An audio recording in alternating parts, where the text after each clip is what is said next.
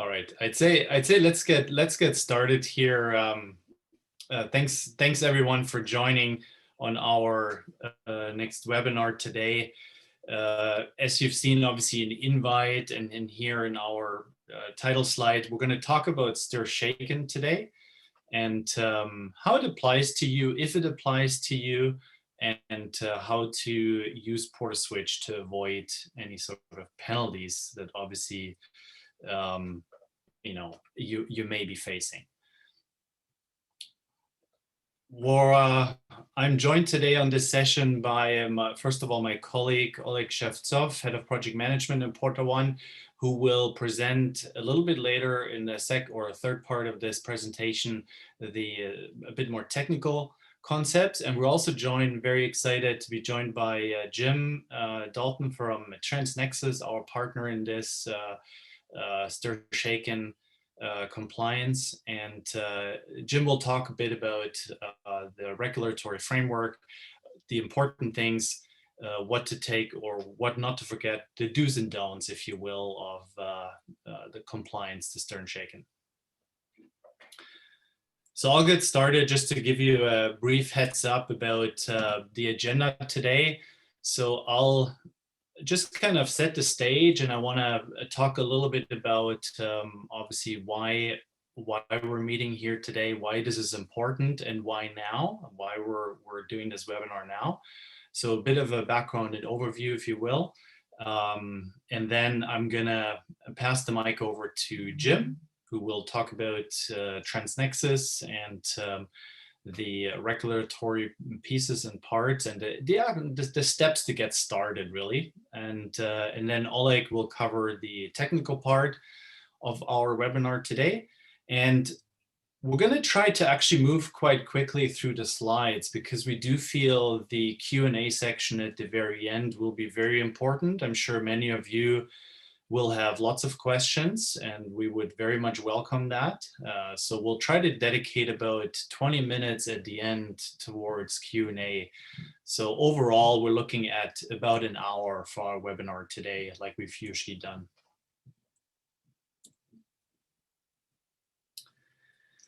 So first of all, many of you might have seen STIR/SHAKEN, and I believe a lot of you will have at least some sort of idea what STIR/SHAKEN is all about. But our goal really today is, to us, it would be a very big success if you walk away at the end of the session and you feel you've learned something. So that's what we're trying to do today.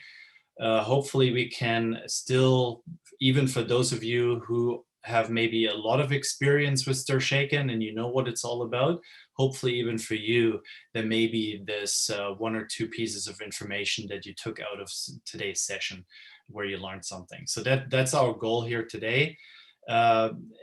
Generally, to talk a little bit about what STIR/SHAKEN is, what it does. So it's a framework to increase trust in telecommunications. So the goal, what regulators try to do, is to eliminate bad actors, to eliminate a lot of the robocalls, and to give you, as somebody who wants to pick up the phone, a way to be sure that the caller is really who they say they are. Okay, so you don't get a call from what appears to be maybe one of your local calling area, but it's actually a robocall or some sort of fraudulent call.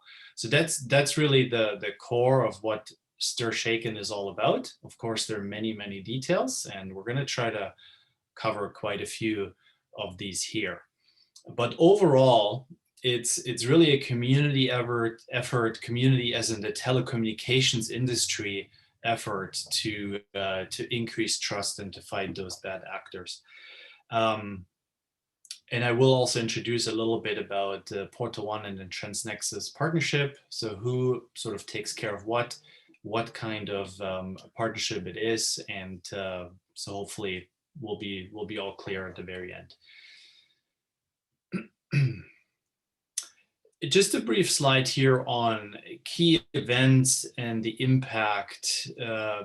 So I'm not going to read that out, and then quite a few of you might be familiar with this. Just very briefly here, that stir shaken has currently been mandated by the FCC in the US and by the CSTGA in Canada, or in the Traced Act and the Telecommunications Act in Canada, has been mandated to be implemented by the telcos in the IP portion of their network. There are some nuances here, and I'll allow Jim to cover that in his slides in just a few moments. But that's sort of the short story here. There have been a few extensions and delays along the way. In Canada, for instance, Rogers just last year in September applied for an extension till June this year and got it granted. But it does seem like we're now at a point where this is becoming a big topic for pretty much all IP telcos. So that's the reason why we're having this webinar now. We want to give you sufficient time to have this up and running and be compliant to stir shaken. A quick note also about who is impacted.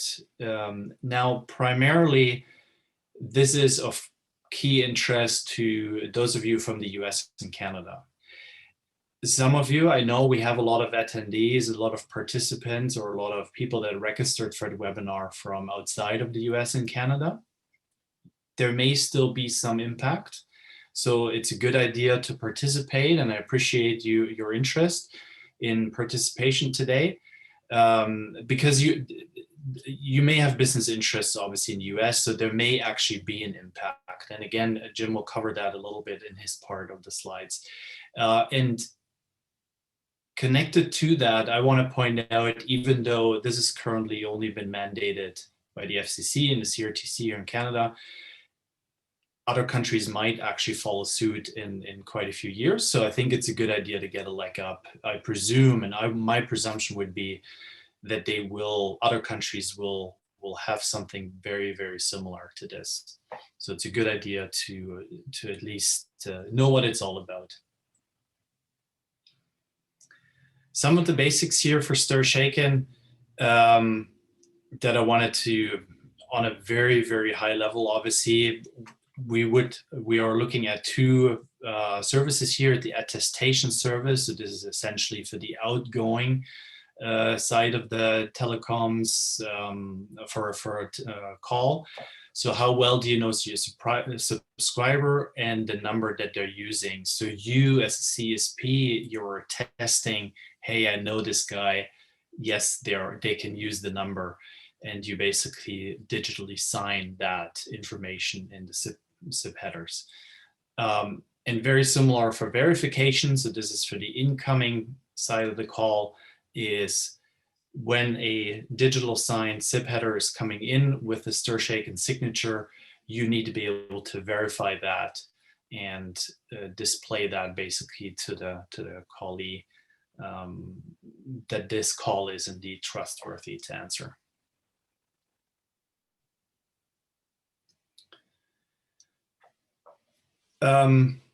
When PortaOne initially did a lot of research about stir shaken and how we can help our customers to be compliant with it, there were obviously multiple options. We looked at doing it on our own.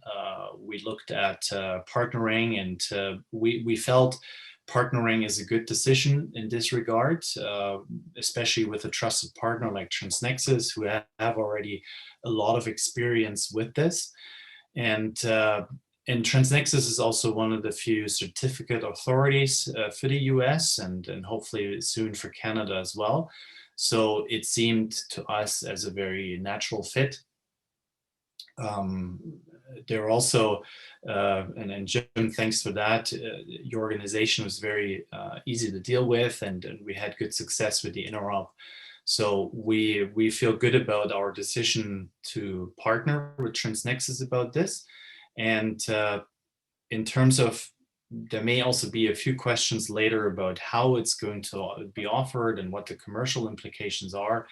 Essentially, just to give you a preview, where PortaOne acts as a reseller to Transnexus service. So everything will go through us.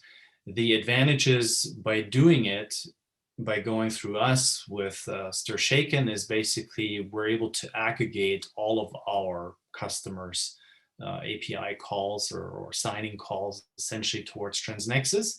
And we're basically able to pass on some savings due to that increased volume. So same service, lower price, but you know, if you feel more comfortable going with Transnexus Direct, you're also more than welcome to do that.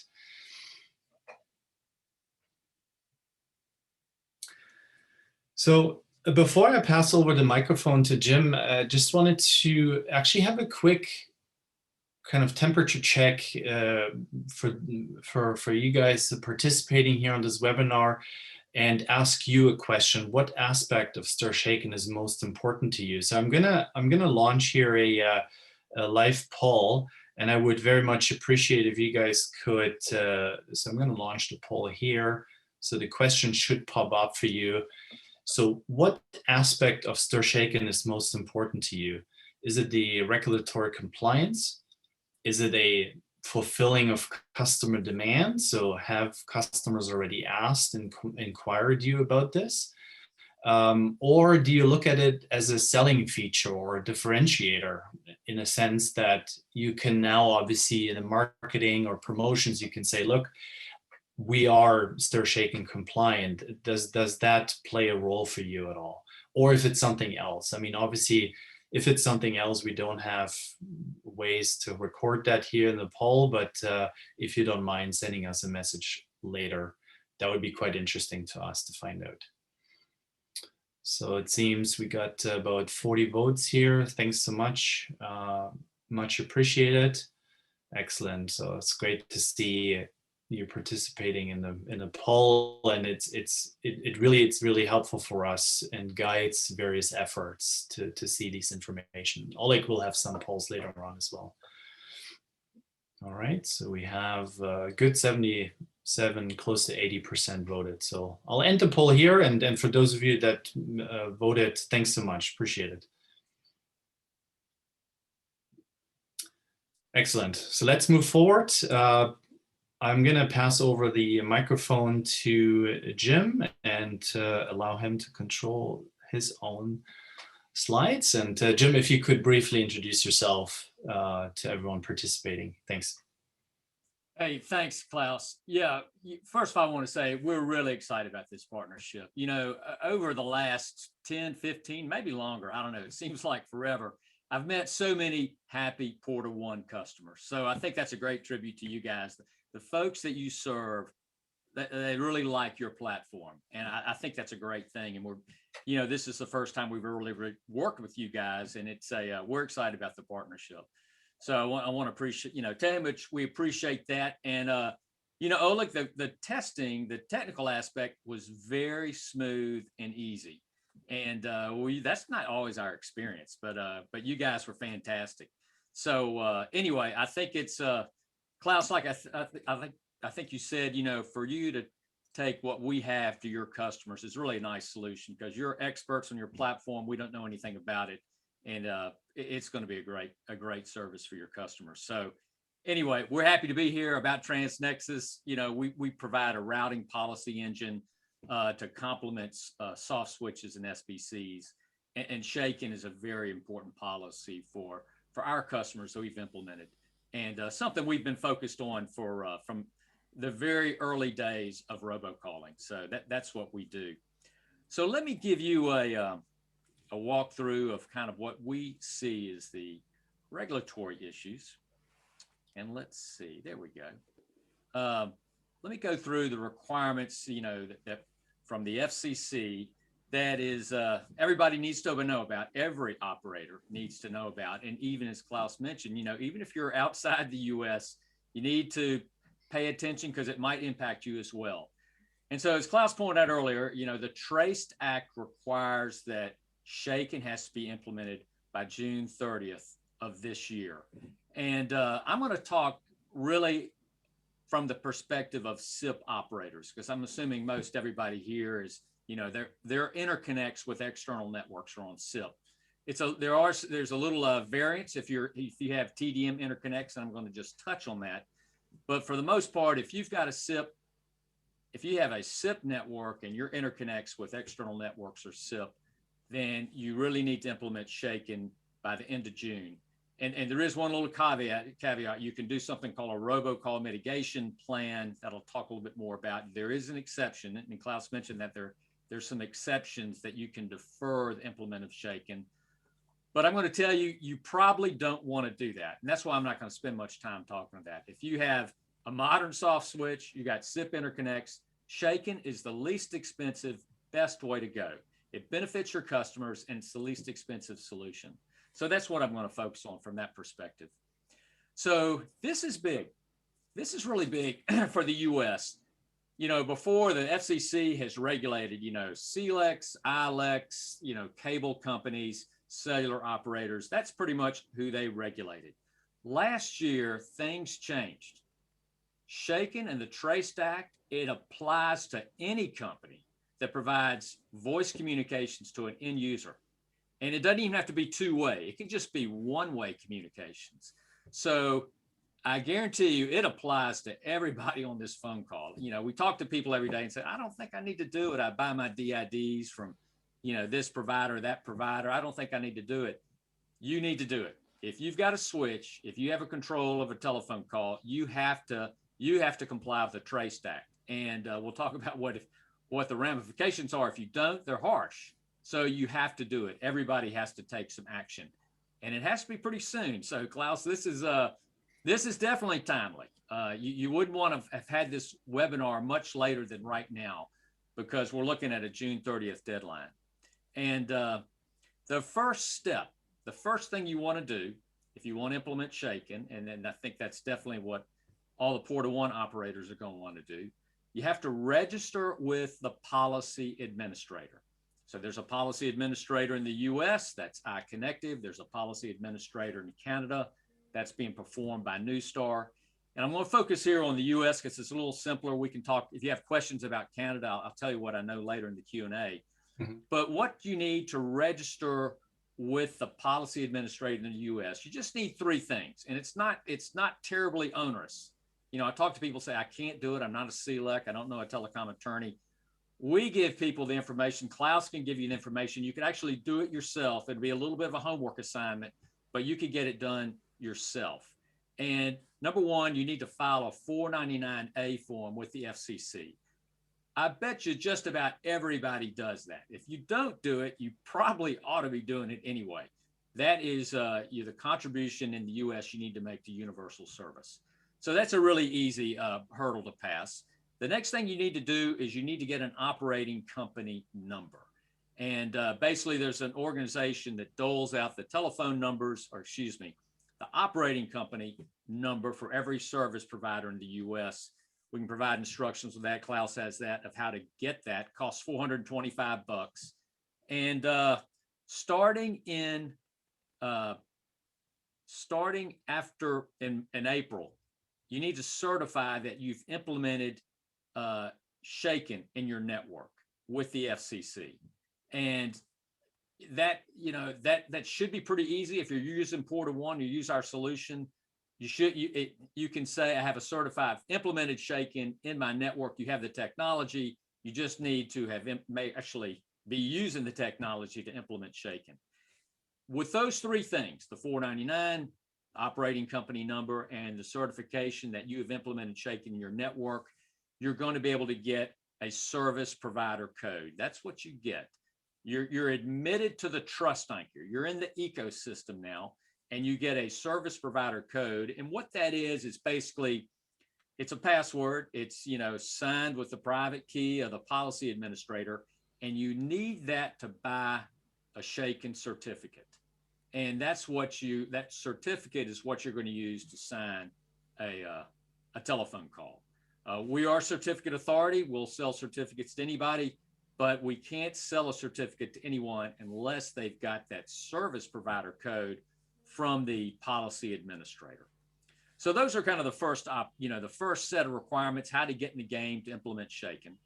And so let's talk a little bit more about compliance. You know, so you're going to do shaken. Here are the steps, you know, to implement shaken we've talked about to get a certificate.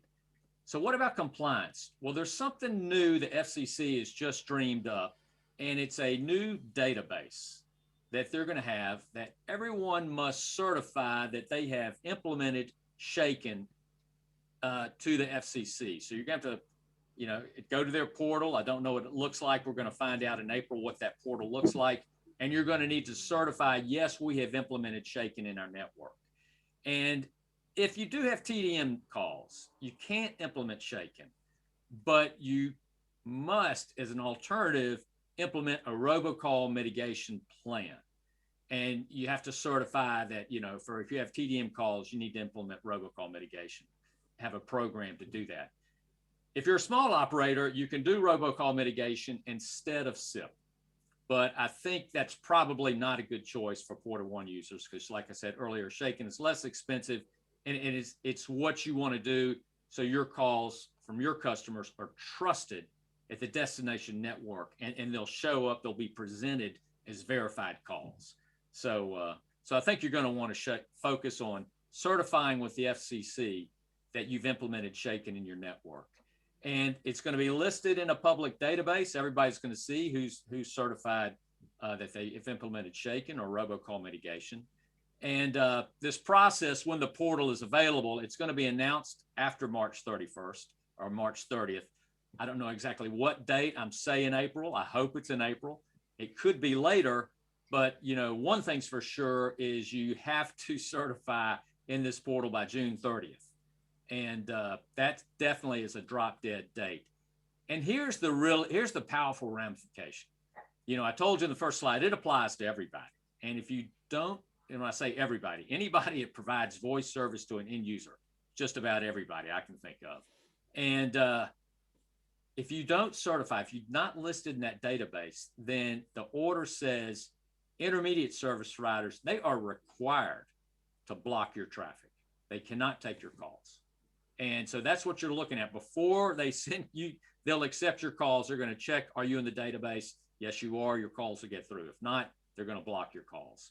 So that's the way the FCC is going to enforce that. So that's a pretty strong enforcement. That blocking will probably start. It has to take place once the certification database is up June 30th. So probably in October, it's 90 days after the certification database is up and running that the blocking has to take an effect.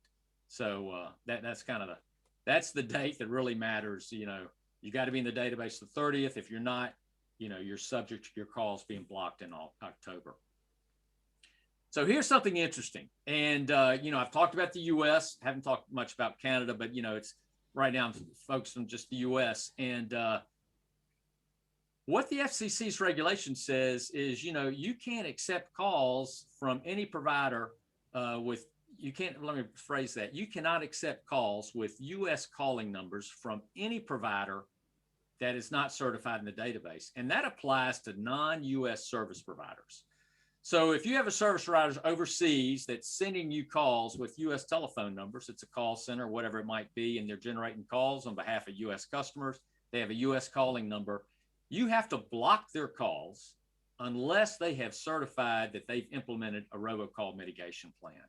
So if you're a non-US operator, you send calls to the US that have a calling number, you're going to need to certify with the FCC that you've implemented a robocall mitigation plan.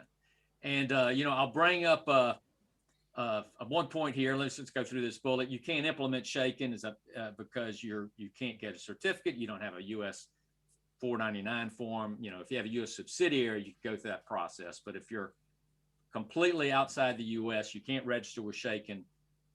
You can't register to get a Shaken certificate and implement Shaken, but you can file a robocall mitigation plan. And that will be your ticket if you're a non-US operator to have your calls allowed if they have US calling numbers. If the calling numbers are foreign numbers, not a problem. But if you try to originate a call with a US calling number, it has to be blocked unless you're certified in the database. So let's see. I think this is the last point I'll point out. Your calls will be blocked if they're not approved. If it's a foreign provider, you're not certified in the US database. So I think those are the really heavy points for everybody to know. If you're in the US or Canada, if you're in the US, it applies to everybody. Canada, we can talk about in the QA. It's a little harder. They're not quite as open about who can get a shaken certificate up there.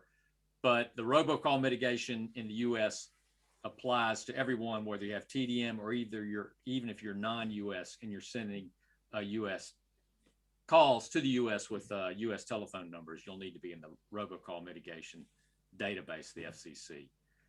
So let me stop there, Klaus. I think that's everything I wanted to make everybody aware of. You know, it's coming soon. There's action you're going to have to take. And I guess the good news, if you have SIP interconnects and they're using your platform, to actually implement shaken is pretty easy.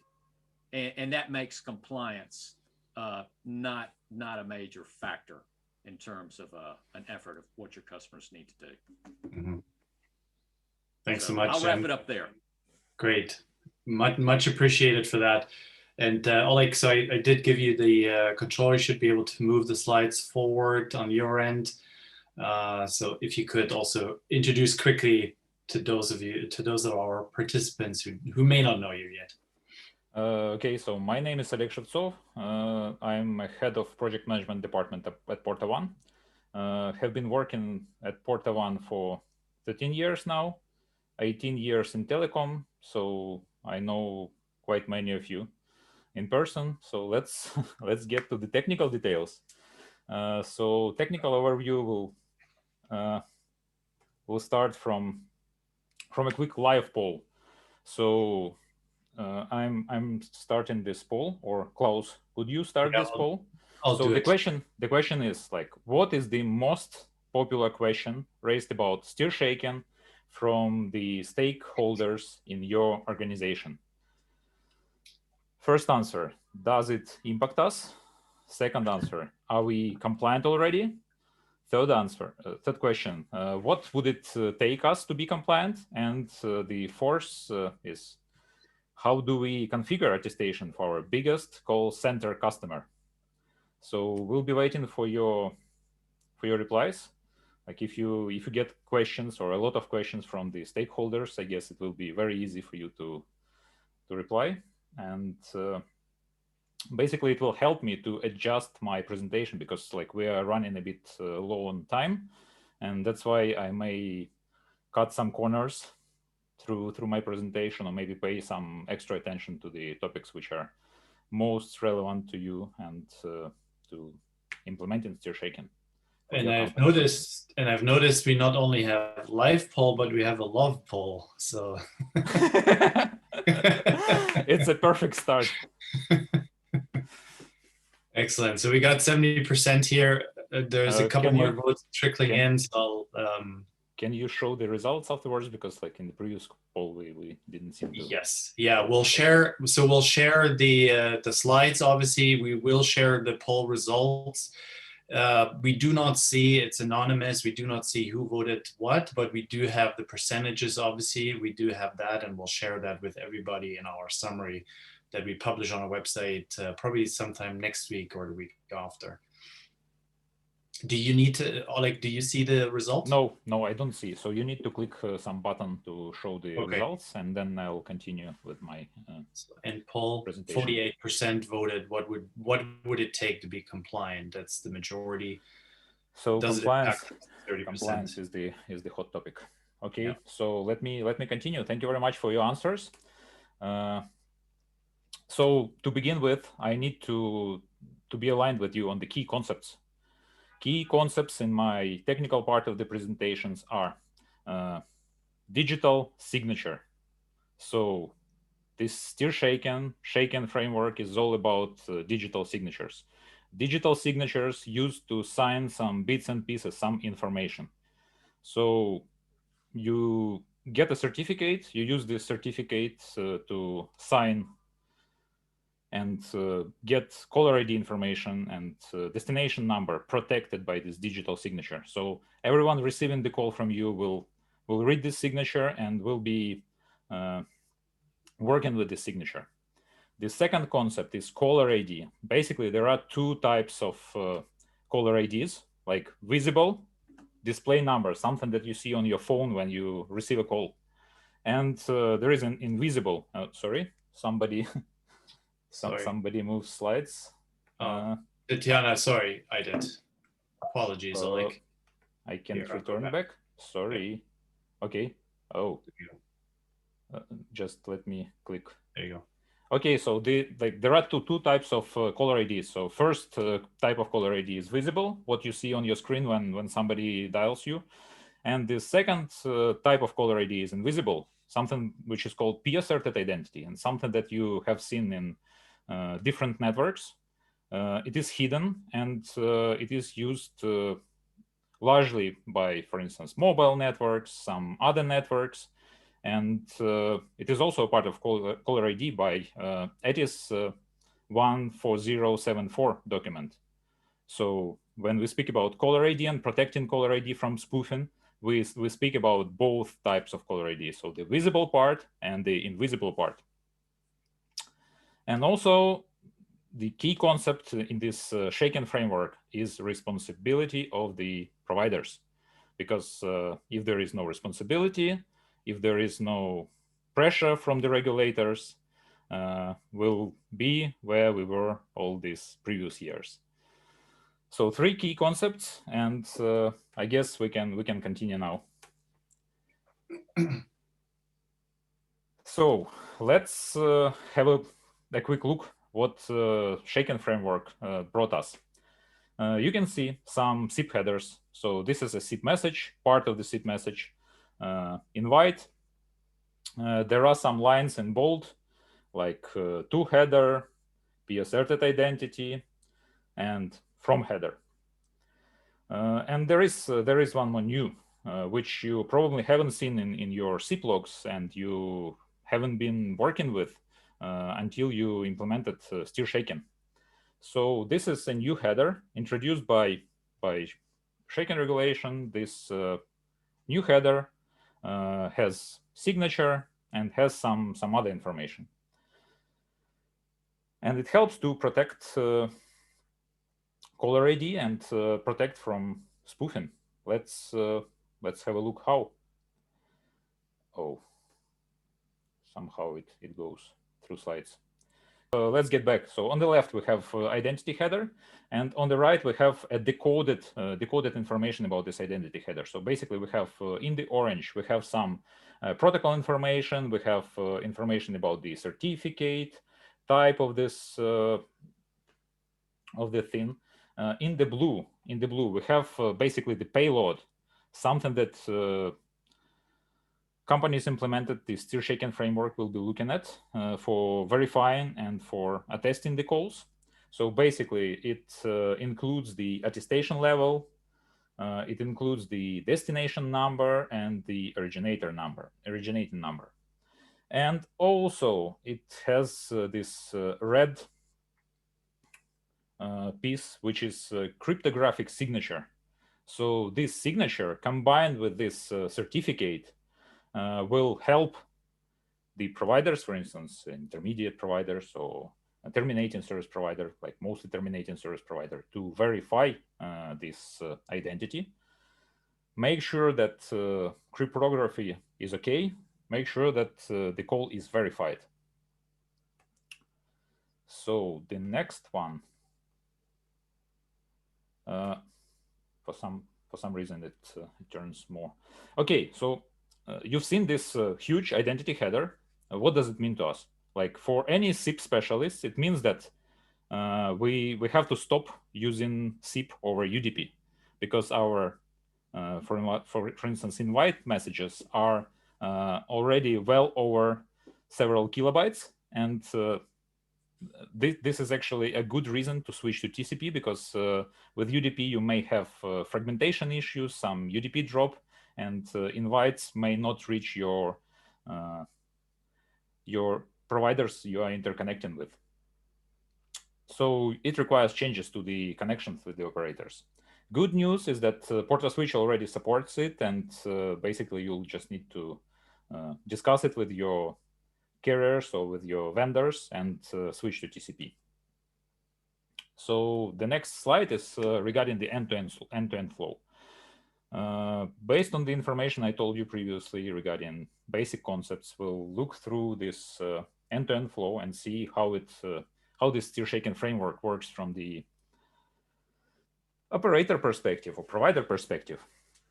So when somebody calls you, your PortaSwitch receives an invite. It does some magic with the invite. For instance, verifies the display number, verifies if you can use p-asserted identity, and so on. Like PortaSwitch overrides identity, overrides display number, and sends the message for the authentication service. Authentication service is run by Transnexus.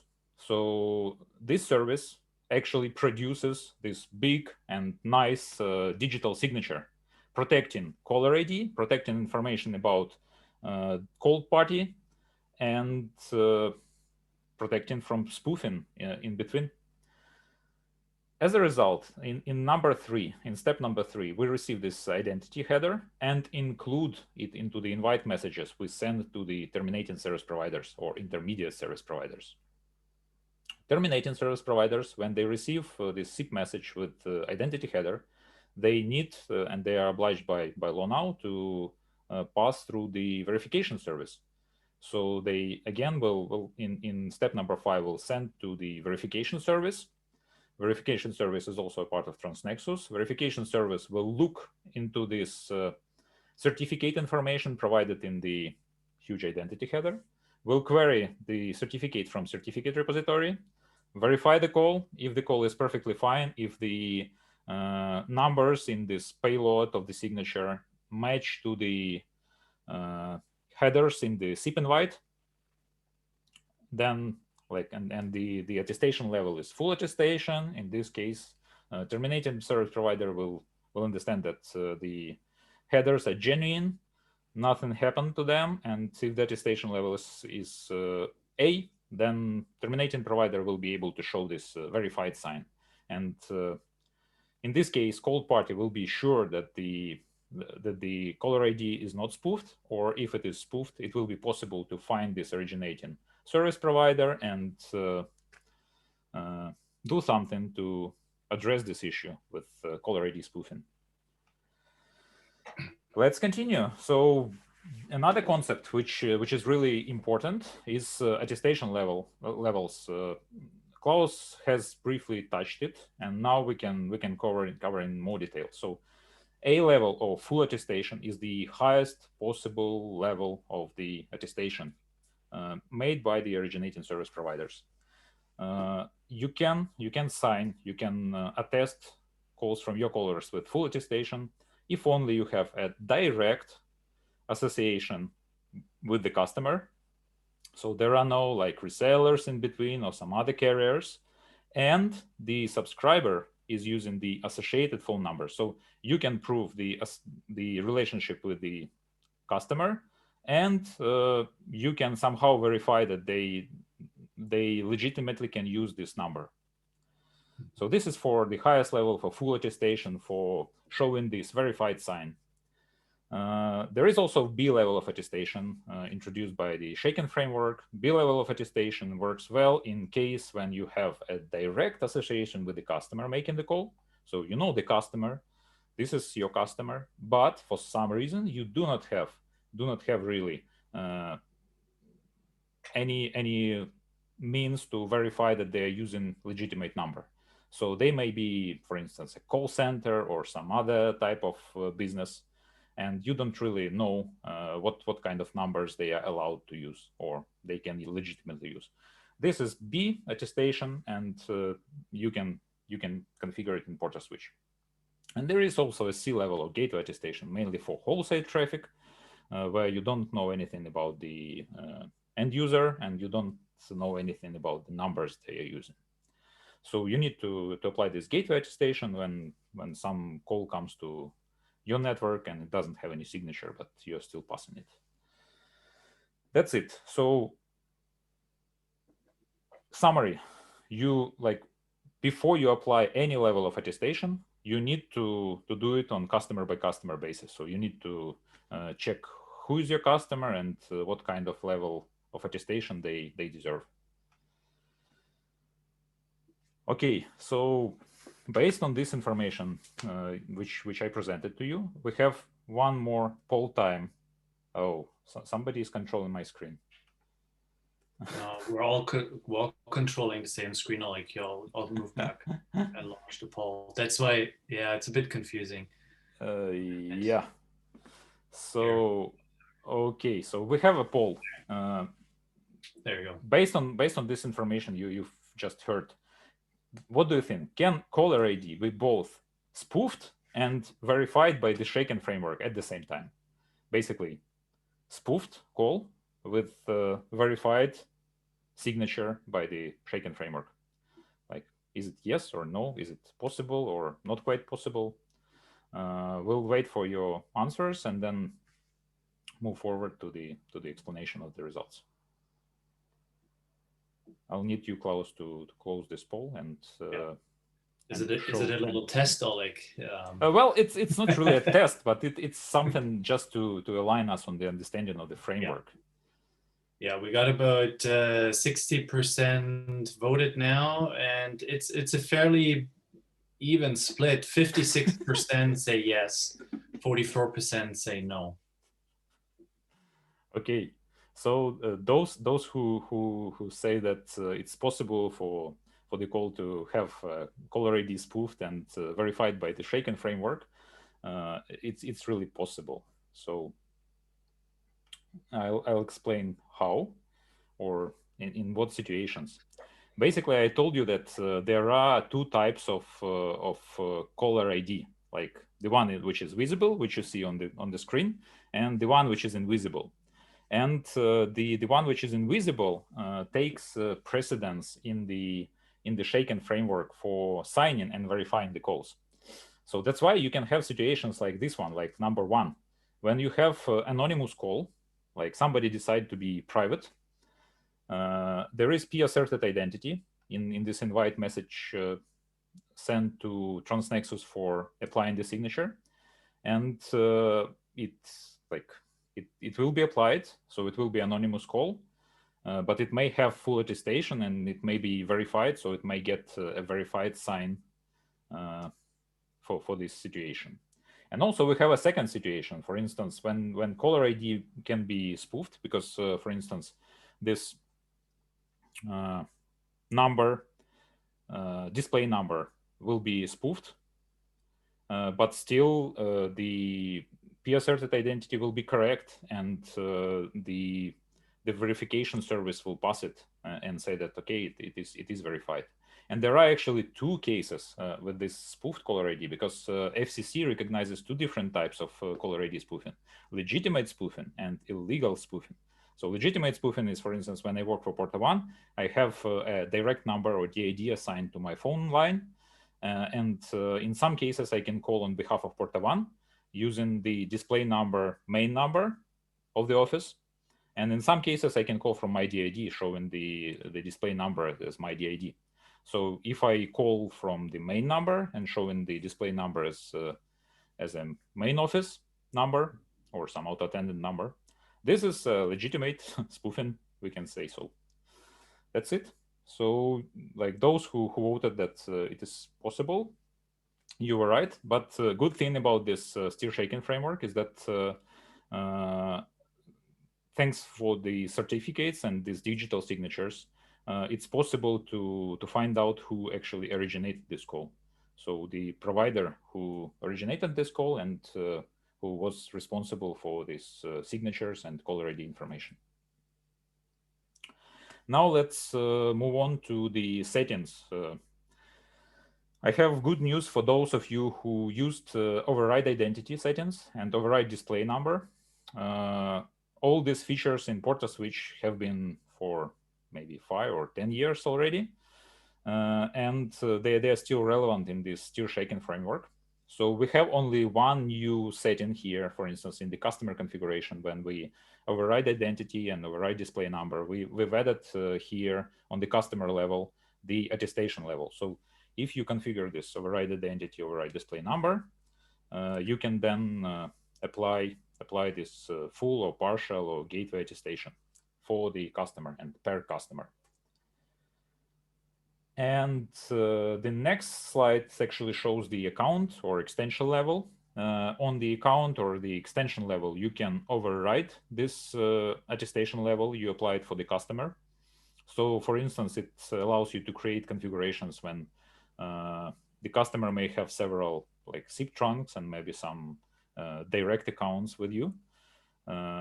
And depending on this identity and CLI configuration, caller ID configuration, you may apply attestation level, full attestation to some accounts with the with more strict settings, and partial attestation, for instance, to the extensions or accounts with the lower level of trust in the identity and display number. And the next screen is how we implemented verification settings. So in the verification settings, basically it is applied to the product, and in the product you can click for the customers in the US. For the products you sold in the US, you can click perform caller verification and do it just on the product level. And here we have the information regarding what happens to the call. For instance, whether we need to display this verification status in the display name, or it has to be carried in the headers, like var stat parameters. And one more item where this steer shaking configuration is displayed is in the service policies for vendor connections.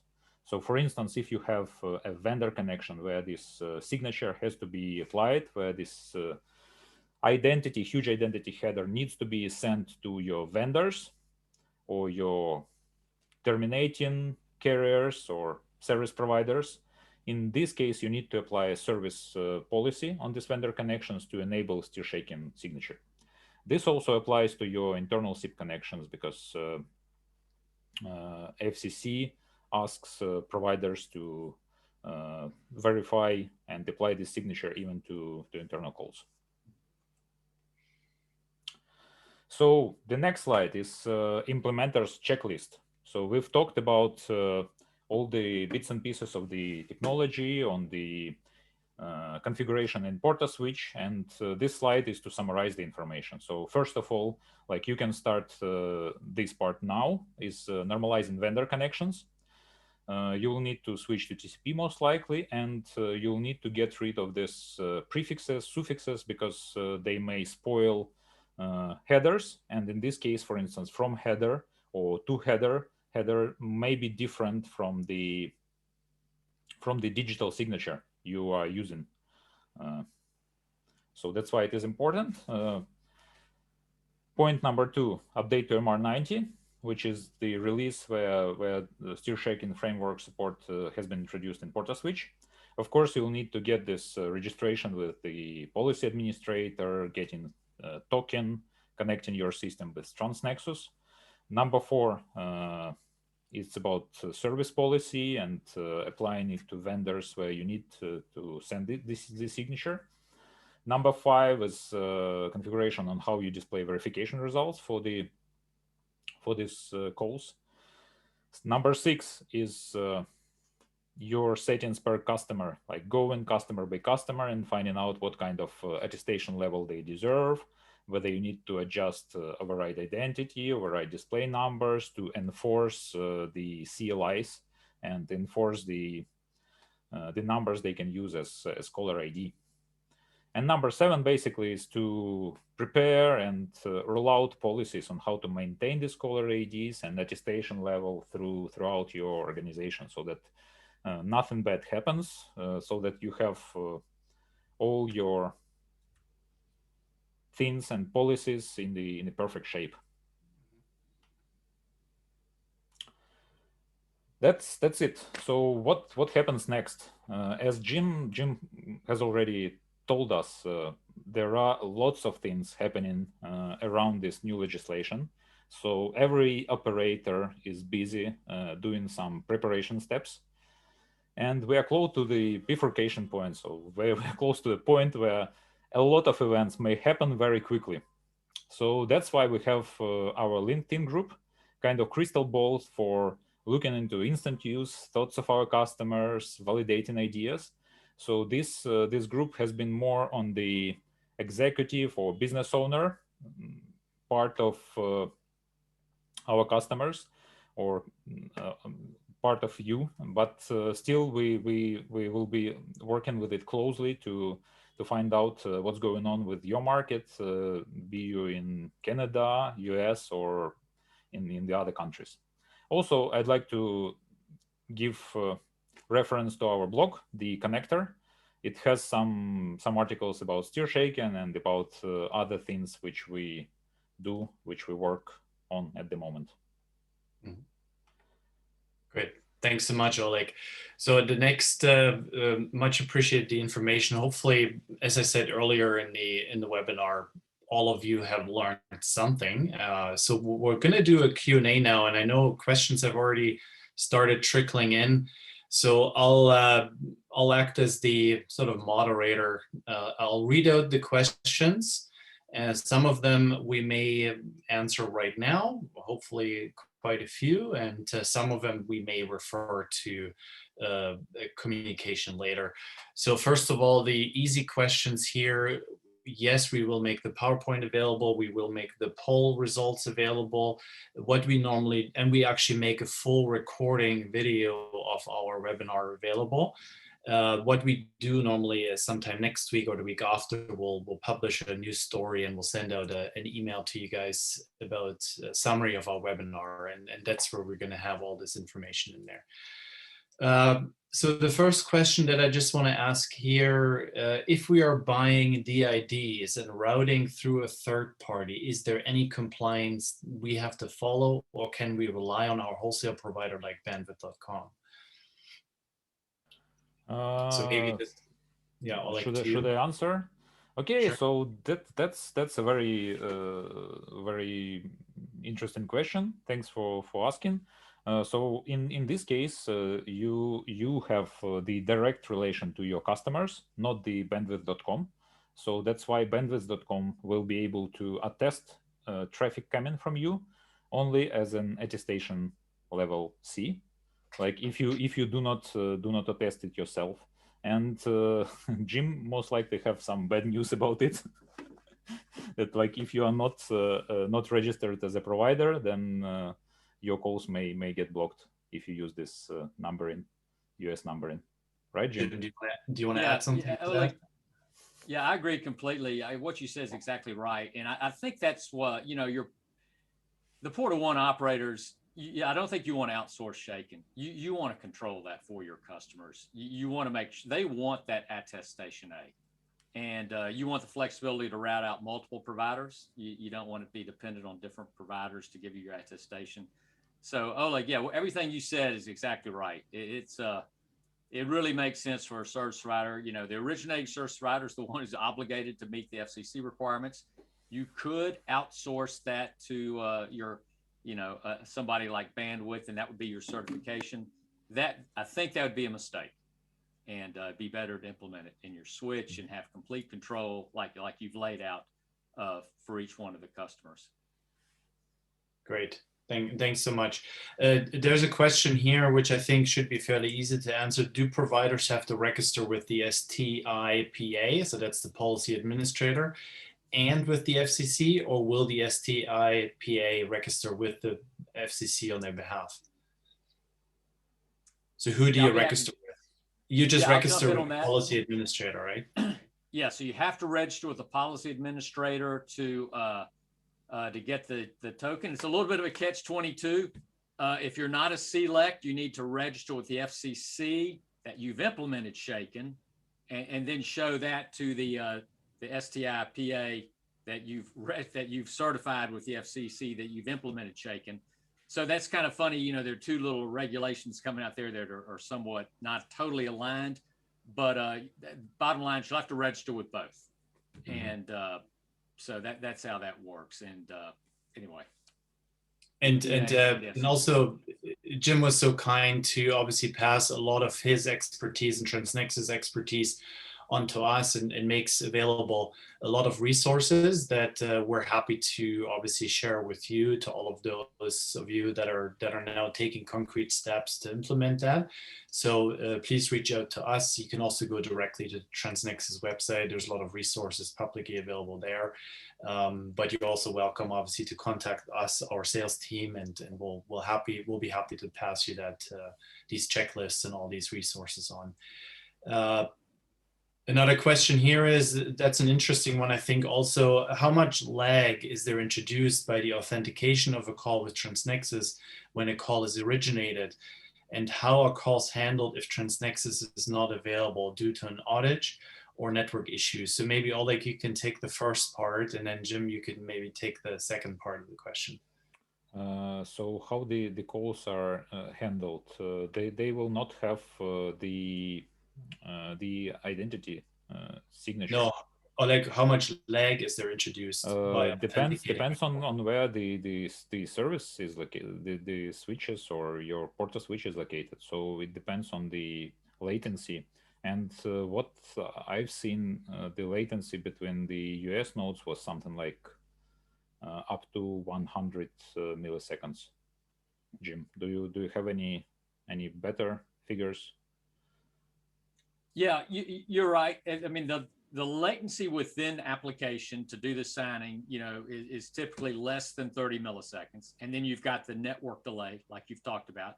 And I think 100 milliseconds is good estimate for the US. I'll tell you, that same platform, we've got customers in Guam who are using it for shaking. We've got customers in South Africa who are using it for toll fraud, customers in Europe. So, we've never had anybody complain about post-dial delay for hitting that platform for whatever the service is. So I think the PortaOne operators are not going to have an issue. Okay, excellent. Very good.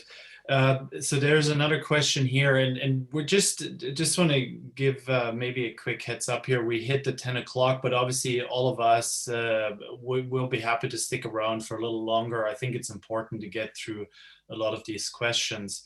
So we'll keep going. So hopefully you can continue staying on, you as the participants. So we're going to get through these questions here. So the next one would be, with a PortaSwitch, can you forward an inbound call to another PSTN number? Under calling port display, you can change it from caller number and name to forwarder number and name. How does that fit into Shaken? Oleg, were you able to follow? Yeah, I can answer. So you need, like, for the best results, for the verification results, you will need to use the calling party part rather than forwarding, because otherwise the original headers like identity and call party number will not match. But what's more, like when you forward the call, the destination number changes. So with the forwarded call, you have a new destination. So during the verification on the terminating service provider part, most likely this call will not be verified as trusted or something like that. And there is an issue, open issue with forwarded calls, with calls passing some IVRs like auto attendant and then forwarded. So in this part there are still challenges. There is a draft of the RFC which is trying to overcome this situation. But as far as I remember, it hasn't been made a standard yet. Maybe Jim has some other information about this forwarded calls issue. Yeah, thanks. I shared a little bit of information about that. So you're right. So the call gets forwarded. The original passport had the original calling number and the original destination number. It gets forwarded. Those two numbers don't match the signaling now in the destination network where the call gets forwarded. So there is a solution for that, and it's pretty new. It's on the short list for us to implement. I don't think any vendors implemented it yet. But what it is, it's the addition of something called a div header, DIV, diversion header. And that is like a shaken passport. And, Oleg showed us a shaken passport. It had the attestation, the calling number, the call number, and the signature. Well, a div header is the same thing, except it's got the original calling number and it's got the original call ed number, which is now the diversion number. And then it's got the final call ed number where the call is forwarded to. And that really, that gives you end-to-end integrity, where it came from, who made the call, who forwarded it, and who got the call.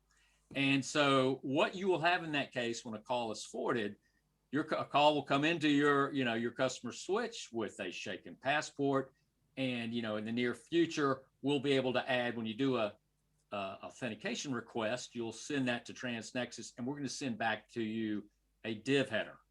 And the PortaOne switch is going to send the original passport plus the diversion passport to the destination, and they will be able to verify that call. So anyway, that's how that works. That's very, very new. It's not implemented yet, but that solution has been, there is a solution for forward calls. Great, excellent. Thanks so much for answering that. Oleg, two questions here for you. Two questions actually asked. Is the implementation available in MR90? Is it backward compatible? Is there an opportunity to backport it to MR80? Or at least, well, one question here is even asking about MR70 or at least MR85. So is there a way to get it earlier? Unfortunately, we do not have this time machine, and MR70 was released way before Senate decided to release this trace tag and so on. So it's I'm not sure like if it's possible, but if it's possible, it's a huge amount of time and money to backport all these changes and make sure they are supported in the next jumps, because it's not only about MR70, it's about your jump to MR75, your jump to MR80, your jump to MR85, and then to MR90. So quite significant amount of changes and quite significant amount of backporting, testing, verification, and so on. So one suggestion then maybe from my end, I'm sure for those of you who are on older releases, you have at least already touched on that question with the support team on how to get your infrastructure, your releases up to date. So please continue on that. And maybe one question to you, Jim. Is there a way to show for the FCC, hey, I'm taking steps, I am working towards the certification, but I'm not quite there yet, if providers have to upgrade their infrastructure? Oh, good point. Okay. Yes, there is. Because that, there are going to be those situations. I've got to upgrade my switch. It's just, it's not going to happen. And so there you have an extension. You can get an extension if you're a small operator, less than 100,000 lines. And so the extension on Shaken is good until June 2023, but you will have to file a robocall mitigation plan. So you'll have to file that by June 30th, the robocall mitigation plan. And ClearIP, the service that we're using for Shaken, is also very good for robocall mitigation. And so those customers can be accommodated with a different set of features. And we have an awful lot of customers who are exactly in that situation. They're just not, either they have TDM or they're not ready. They can't implement Shaken because of their infrastructure. So they're going the robocall mitigation route, get that certification done with the FCC, meet the June 30th deadline. You're doing robocall mitigation. That's a very easy implementation, integration. It's simpler than sending back an identity header. It's basically just you will send a SIP invite to ClearIP and you'll get back a 404, and the PortaSwitch will route advance. So that is an option. It's a little more expensive, so and it's not as good as Stir Shaken, but it's absolutely an option. Okay, great, excellent, good to know. We will have a couple more questions here that I think are important to get through. So one question here would be, I think, quite an interesting case. Does a VSP terminating a customer's call to SIP in Canada have to register with the Canadian regulator or file a robocall mitigation plan? So this is, I presume, for a call, terminating in Canada, but as a US operator. You have to register basically with both. Yeah, my understanding of what the CRTC's latest regulations are. I'm not as well versed in that in the FCC, but if you're a U.S. operator and the Canadian operator supports, they have a SIP interconnection, they should support Shaken. You're expected to send a Shaken passport to Canadian operators. And so actually the standard, the framework for cross-border Shaken calls is already well defined. And it works in reverse. I mean, the Canadian operators are making calls to the US. They should sign their calls with their Canadian certificate, and they'll be verified in the US by US operators. So both ways. As far I'm not aware of the Canadian, the CRTC, I'm not aware of any robocall mitigation requirement in Canada. Okay, great. And then another question about international impact here, this time from the UK. So one of our customers in the UK is wondering if you're aware of any regulation similar to what the FCC and the CRTC in Canada do. Are you aware of any efforts in the UK with Ofcom? Do you know of anything there, Jim? I'm not aware of anything specific, but I know that they've been in the conversation with Canadian and FCC regulators for some time, because they mentioned that, but I don't know if what Ofcom's plans are. They haven't announced anything. And this goes back to what it's a presumption obviously at this point, but I presume once the US and Canada have this fully going, stir shaken, I presume a lot of countries will follow suit in some shape or form, and it will look very much similar to what we're doing here for the North American service providers. Here's another one that I wanted to raise, another question. How does this certificate information from Transnexus get configured in PortaOne? Do we need to create a CSR and then load the certificate similar to HTTPS SSL certificates, or how does that work? Oleg, would you like to answer that, or would you like for me? Well, I guess I can answer, but okay, so let me answer. So you don't need to do any of this CSRs and other things, because it's done through a different way. So this policy administrator will give you a token, and you'll need to enter this token into the Transnexus website for the configuration, and it will allow Transnexus get these certificates on their platform for you. So basically, this will help them to generate and get this certificate for you. So you don't need to create some requests and other things. All you need to go to their control panel and enter the token you got from the policy administrator. Mm-hmm. And Jim, correct me if I'm wrong, I think in our discussions it came up earlier that the certificates are issued for a 24-hour period, so they're fairly short-lived, but your platform obviously automatically regenerates the certificates, correct? That's correct. That's right. So yeah, so Oleg, you guys really know your stuff. It's just like you say, you enter your credentials one time to get that service provider code, because we'll use, that's what each PortaSwitch's operator, their service provider code will be used for their unique certificate. Enter that one time, and then that's it. Mm-hmm. Great. A couple more, if you don't mind, to go through here. So one question here: if someone owns a switch but buys the IDs from an intermediary company, how does the compliance work? I think we covered this question. So this was the question that we answered very early on about yes, you can rely on your wholesale provider, but it would not be a good idea. We would recommend to do Shaken yourself. That's the short version of the answer there. What happens if the CLI is an international number and perform check select? What will happen to this call? Okay, so the CLI is an international number, but like if the CLI is international number, you still, if the call is to the US number or to Canada, to a number which follows this North American diving plan, most likely you'll need to sign it, apply some signature, whether you know the caller or do not know.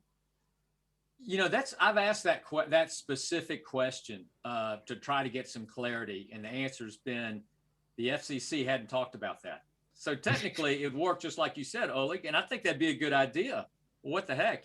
Here's the case. You're a UK operator, or you're a US operator. You serve a UK bank, and they've got branches in the US, and that bank doesn't. They want their UK originated calls to be completed by their branches in the US. And know it's verified. And that seems like a great use case where the US operator is originating calls for his customers in Canada. It's Canadian calling number, and a UK calling number, and they sign it. And I think that's a really good use case, but the FCC has not said yes or no about that. And when I've asked some attorneys specifically, they said, well, I don't know. So I don't think you would get in trouble. I think it's a really good idea.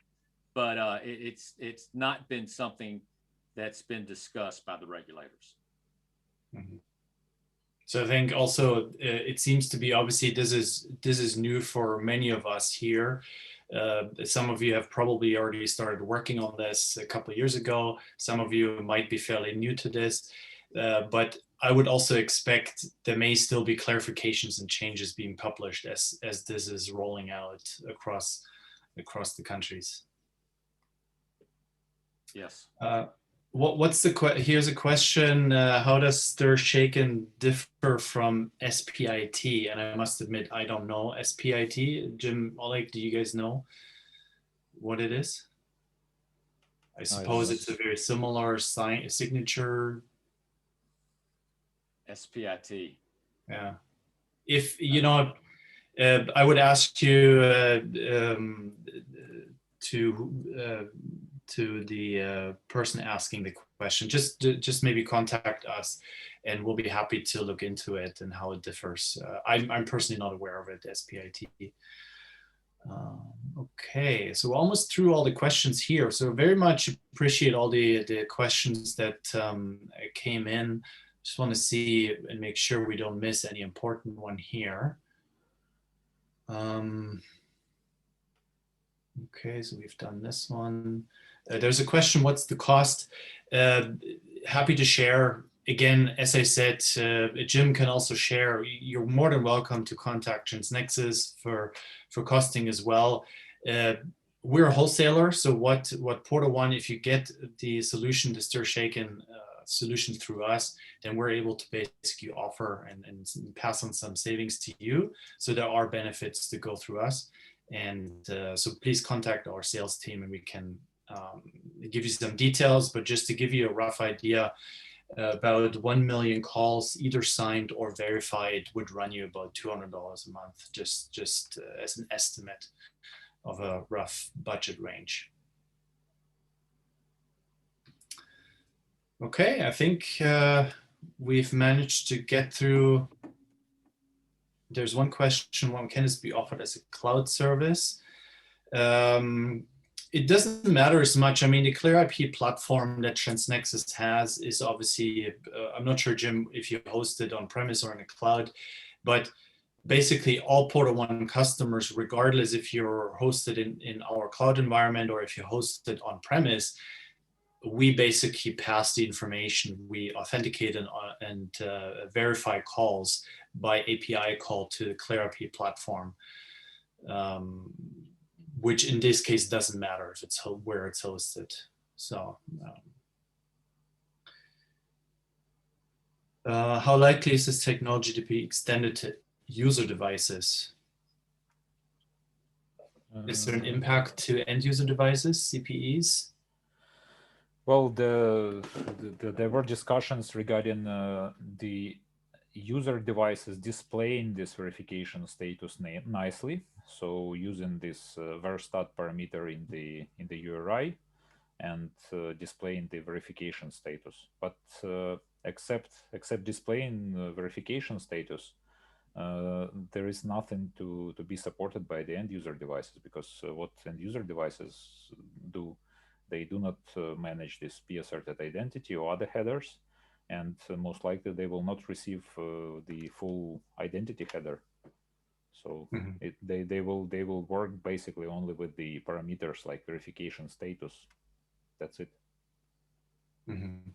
And so far, I haven't seen any updates to the firmware by this major manufacturers of IP phones, for instance, to display this verification status. I've looked several months ago regarding this news, and there haven't been anything. Mhm. You know, Okay. if I could just make a comment about that, Klaus.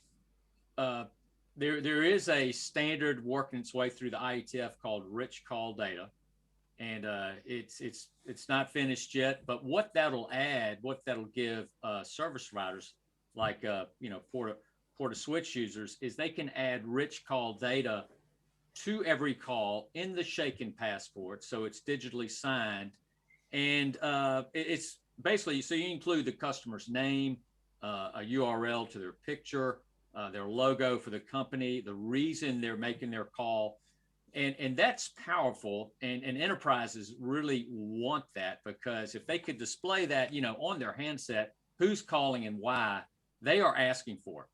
And you're right, Oleg, you're right. You cannot display that yet on a handset, but if if that ever becomes possible, and we hope it will, because there's so much demand from enterprises, that will be powerful.